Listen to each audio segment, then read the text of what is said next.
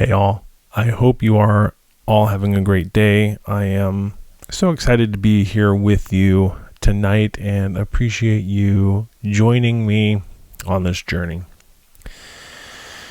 I actually don't know why I say that I'm excited for you guys to join me tonight on this journey, because rarely am I ever filming at night. It's actually usually quite early in the morning. But for whatever reason, saying at joining me tonight feels right. So don't know why I just shared that, but you now have a little glimpse into my thought process. So anyways, thank you again for being here. Thank you for the support. And today on our episode number 5 of the Take10 podcast, I want to cover something a little bit different. And we're going to step away from the mental health, mental illness topic. And I wanted to cover something that you probably hear from me, or you see from me on an almost daily basis, or whenever you're looking at one of the videos or posts, or even if you see me in person, and that is the phrase of do, be, and inspire good.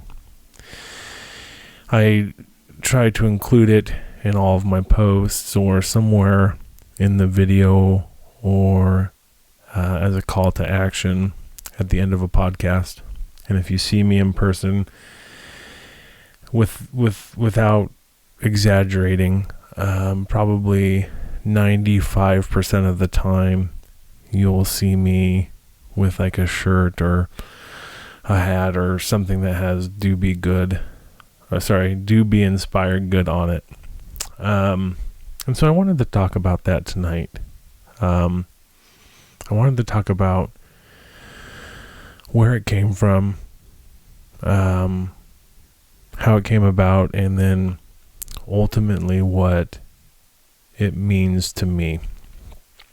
And to kind of start things off, the phrase, simply put, is all about Alex.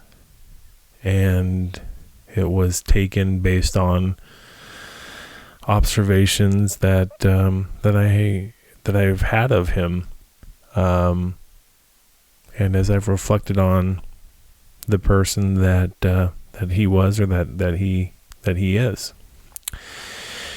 And it all kind of started when I realized just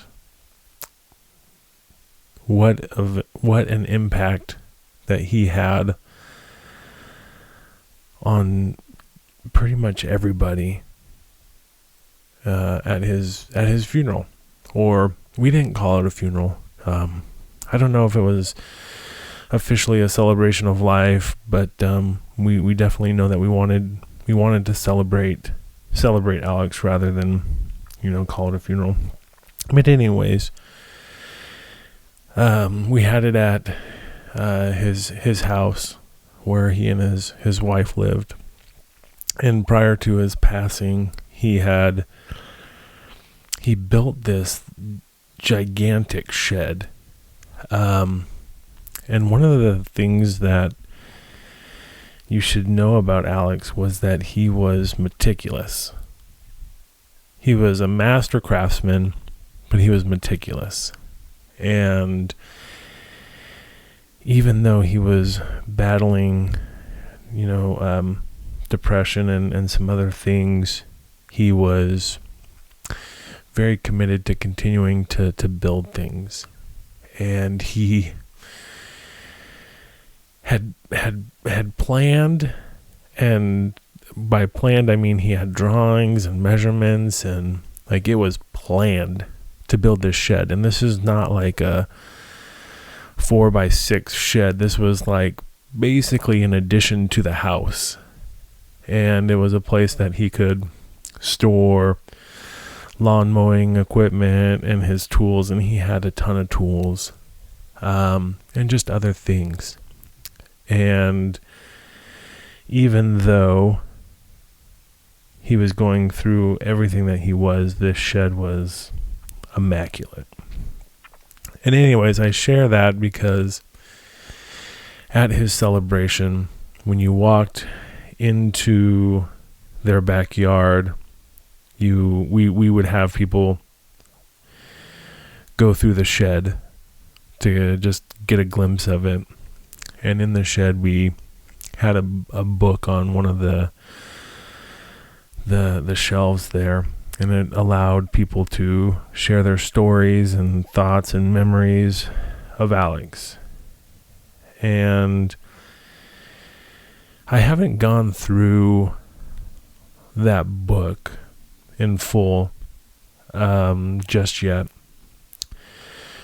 but everybody I talked to,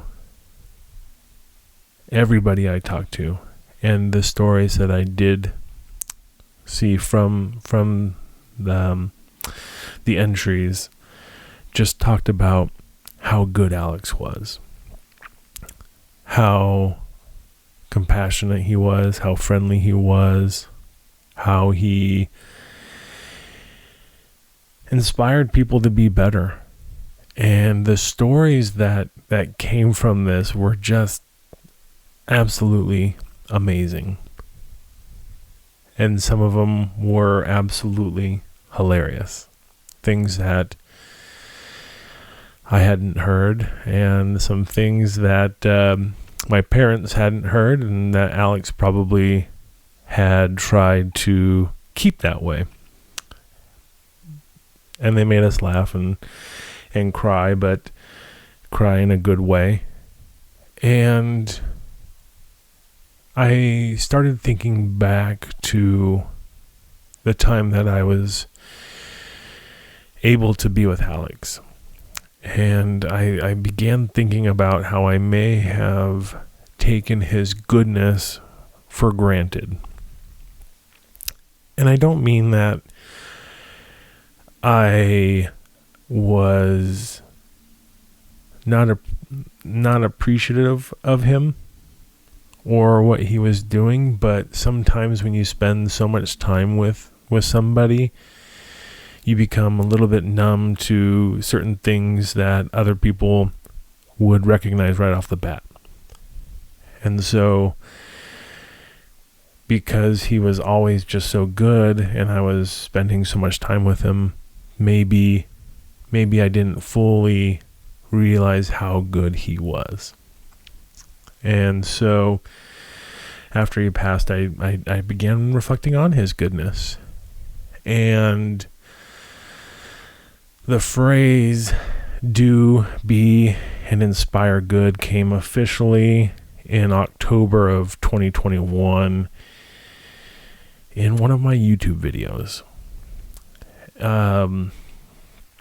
As I had mentioned in the first episode when the pandemic started, I created a YouTube channel to share thoughts of lessons on life and leadership and all that good stuff. And then I kind of started watching some YouTube and came across, there's a scientist, Mark Rober, and a vlogger, Casey Neistat, and I just loved their videos. And I was trying to emulate things that they were doing and all this kind of stuff. And it was at that point that I started thinking about sharing more about my journey of learning about mental health, and sharing some stories that about Alex, and some of the struggles that he had. And so as I was making this transition, I was trying to figure out how to share information on a kind of a sensitive subject, in that it's not something that you're going to seek out for a laugh or anything like that. And so I wanted to try and make the videos as impactful as possible. And I thought, what better way to end a video by leaving viewers with a call to action, like a challenge for them to do something. But I wanted it to mean something rather than just like, hey, go whatever. And so I began thinking about Alex, which isn't out of the normal. I think about him all the time. And as I was thinking through this, I kind of came up with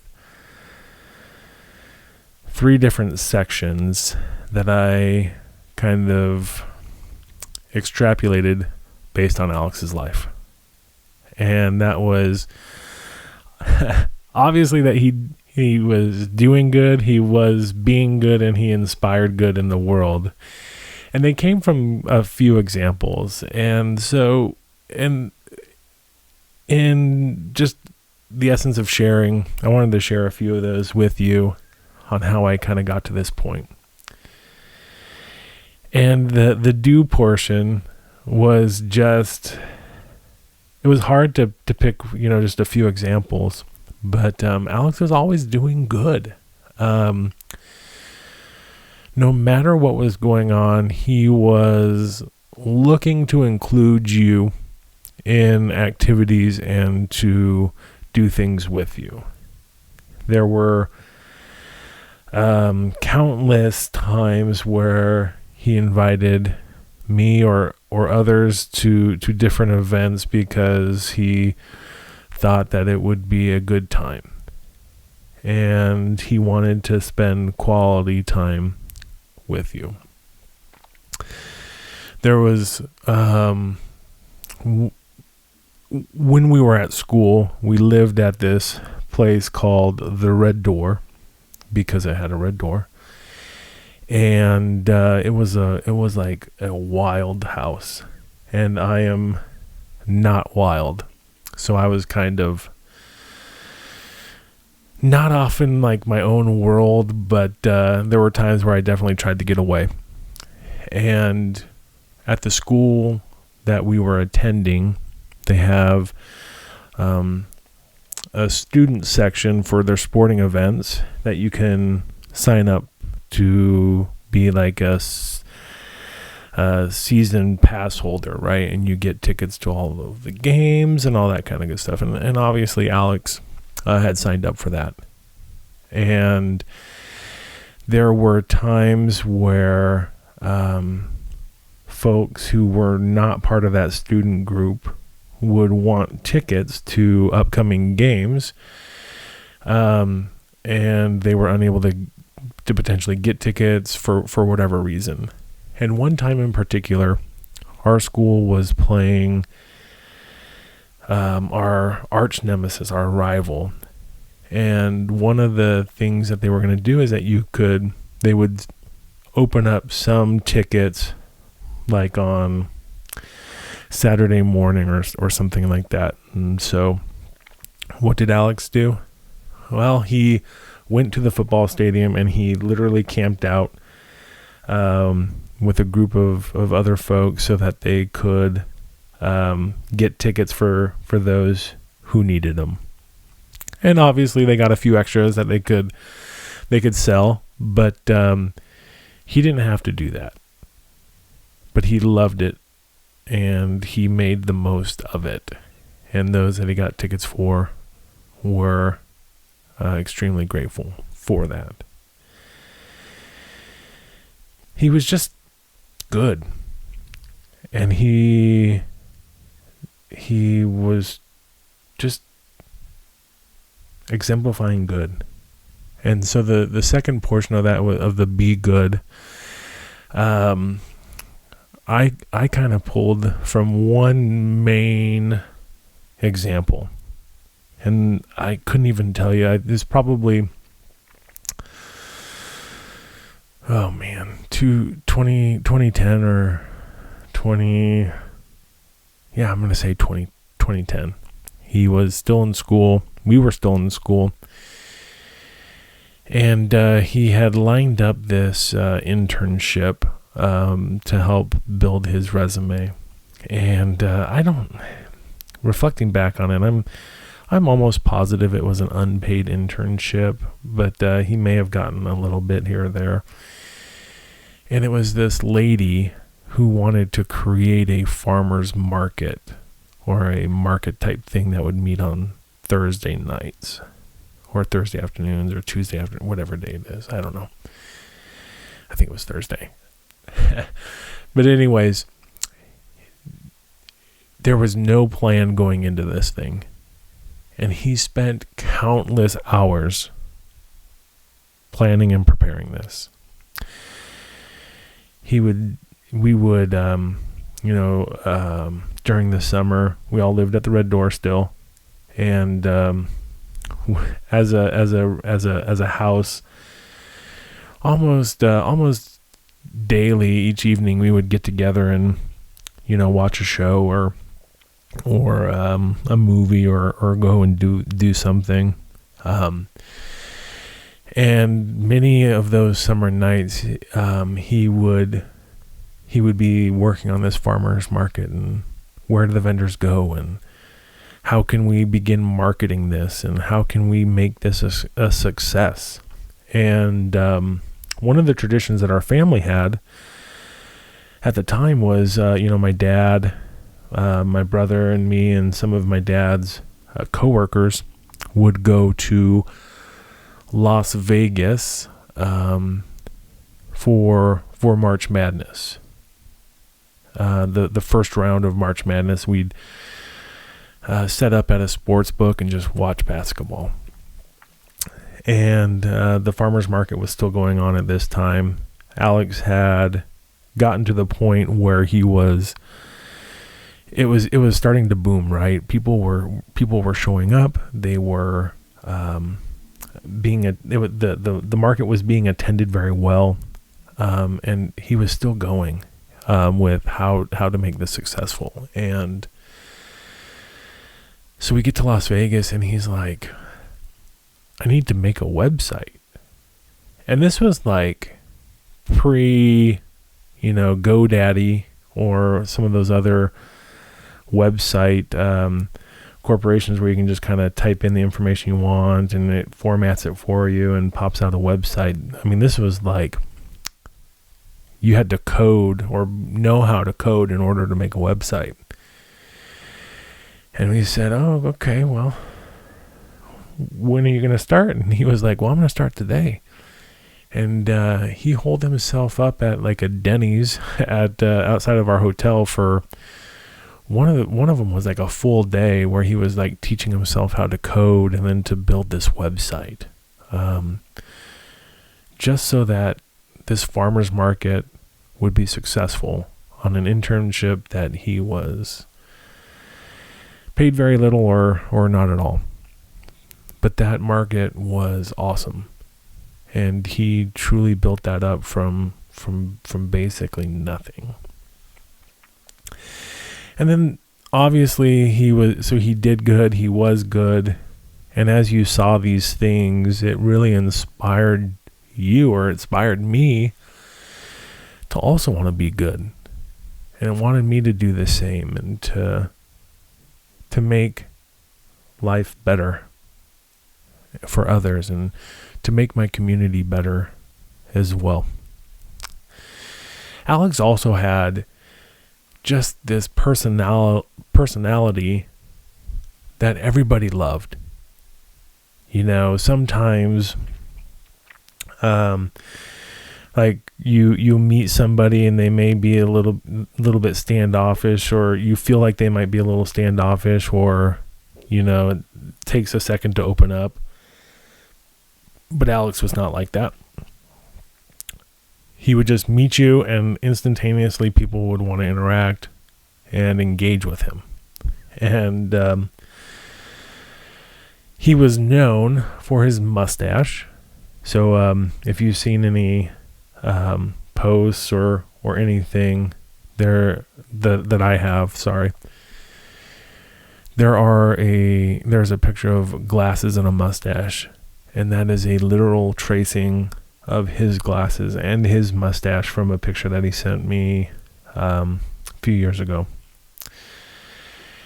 And when I tell you that his mustache would get complimented by complete strangers hundreds of times, I'm not exaggerating. I was actually just going through some of his posts, preparing for some things, and on a number of occasions he would tell a story of the guy coming outside as they're walking down the street and calling out, "Nice mustache," or "That mustache is on point," or the barista as he got coffee, saying that it was a magnificent mustache. It was just crazy, right? And one example in particular was, we, as a family, I and my parents were living in the greater Seattle area, and we decided to have a little family reunion up in Seattle. And as part of that reunion, we went to a Seattle Sounders soccer game, and we sat kind of in the supporter section, and it was rowdy and people were kind of going crazy. And there was one guy in particular that was pretty obnoxious and just going a little bit wild, right? And at one point he turned around and in his mid-chant, looked at Alex, pointed at him and said, "Man, nice stash." And then for the rest of the game, everything was fine. And the guy was normal again. But that was just Alex. He was able to build relationships with people instantaneously, and then leave them feeling better. And he made the world around him better. And so the phrase "do, be, and inspire good" was just it. It just made sense. And so at the end of each episode, and in my videos and